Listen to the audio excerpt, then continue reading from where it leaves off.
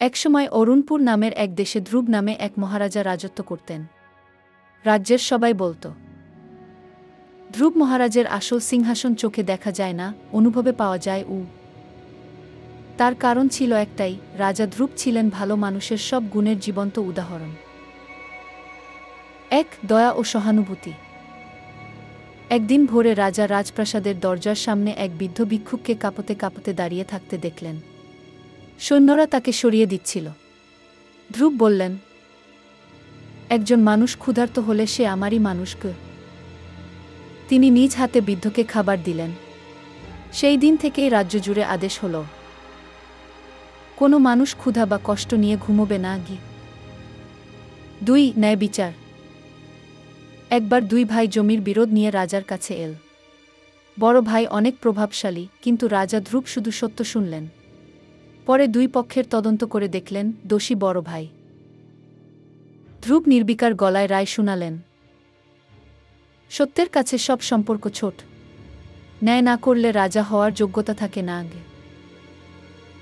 এই রায়ের পর প্রজারা বলল, মহারাজা ধ্রুবের চোখে সবার মূল্য একই। 3, বিনয়।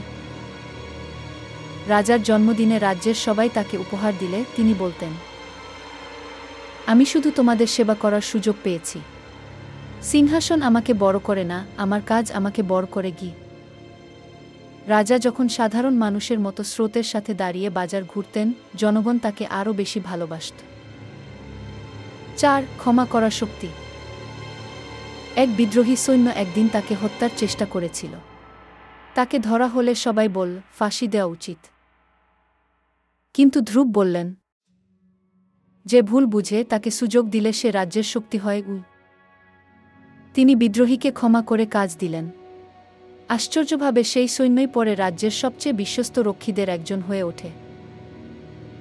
5, মানুষের উপকারে বাঁচা। ধ্রুব মহারাজ বলতেন, একজন ভালো মানুষ নিজের জন্য নয়, অন্যের মুখে আলো ফোটানোর জন্য বাঁচে। তার শাসনে রাজ্যে কেউ ঠকত না, কেউ ভয় পেত না, আর অরুণপুর পরিণত হয়েছিল সুখী রাজ্যে। গল্পের শিক্ষা।